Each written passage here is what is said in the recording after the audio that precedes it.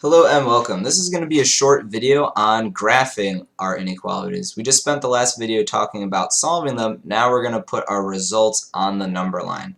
So first things first, when we're graphing, we are going to need to solve them right away. So make sure that you're breaking it down into the appropriate positive cases and negative cases. And when you break it down into that negative case, make sure that you are flipping the inequality sign at the same time. Also, when we get our final results, when we get one inequality and a second inequality, we're going to read them both together and ask ourselves, is this a picture of an AND graph, typically where there's a bar shaded in the middle, or is this going to be an OR graph where we have two different arrows on our number line? So let's take a look at one example together. Here we've got the first inequality from our last video, and the absolute value is not all alone, so I'm going to have to subtract 1 from both sides, giving us that the absolute value of x is less than 7. Now that the absolute value is alone, I can say my positive case, and I could say the negative case by flipping the inequality. Now we're going to read both of these results very carefully. X has to be less than 7, and x has to be greater than negative 7. If I were to think about these individually, greater than negative 7 would go this way, less than negative 7 would go that way. So this is indicating to me that I will want to shade in between both of these regions. In general, when you look at your inequality from the beginning, if you have the absolute value of whatever less than a number on the other side, this is indicating that you're going to draw an AND graph. Really, there could be just about anything inside the absolute value. So long as you're saying the absolute value is less than a number, that's going to be a clue from the beginning that you're drawing an AND graph. Here, you might be able to guess which one this is, but first we're going to start off by solving it.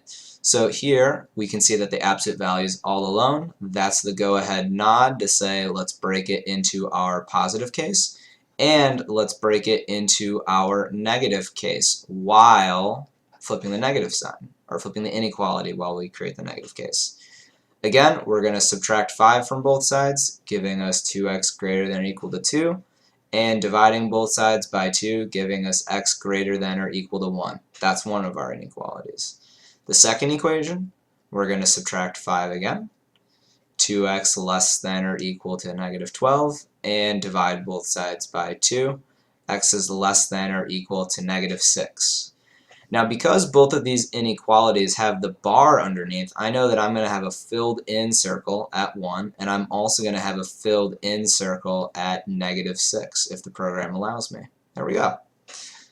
So let's read these carefully together. X greater than or equal to 1, so greater than this way. X less than or equal to negative 6, less than that way. So here we go.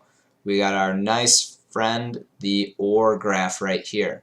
And again, from the beginning, you can tell that it's an OR graph because they're all going to be of the case the absolute value of x is greater than some number.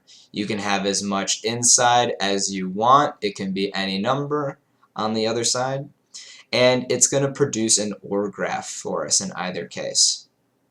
Now, I've invented this third example for those of you that have been paying close attention to our solving process. So go ahead, try and solve this on your own. Try and graph it using the techniques that we just discussed, and hopefully we'll see if you caught the little tiny tweak I threw in here with this one.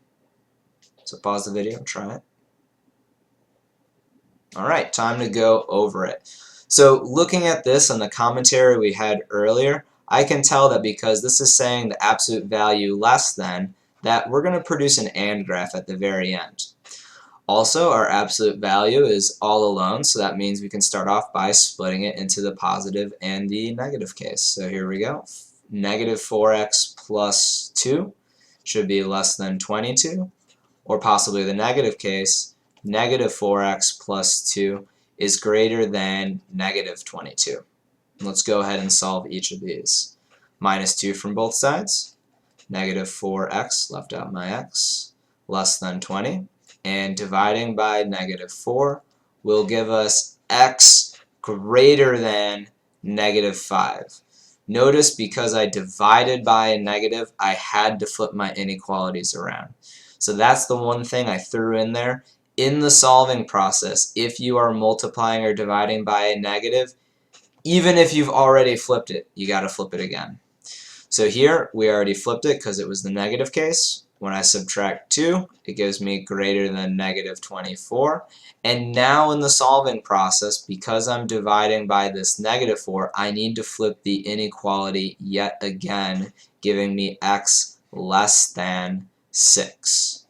So on our graph, we can see that our important numbers are at 6 and negative 5. Based off of our analysis from the beginning, we know this is going to be an AND graph, but even if you weren't sure, we can just read them together. Okay, x greater than negative 5, so that's this way, and x less than 6, that's that way. So I'm going to care about the overlap. I'm going to care about that shaded region in the middle. So that's the quick video on graphing inequalities. Remember that we always have to solve them first. We have to break it into the positive and negative case. And when you get your two answers, read them carefully. If the two regions that you get overlap, you're talking about an AND graph. If they don't and they're pointing in two directions, well then you got yourself an OR graph. So I hope this video was informative, and I will see you in the near future. If I can stop the video, where's my mouse going? Oh, it's on this page.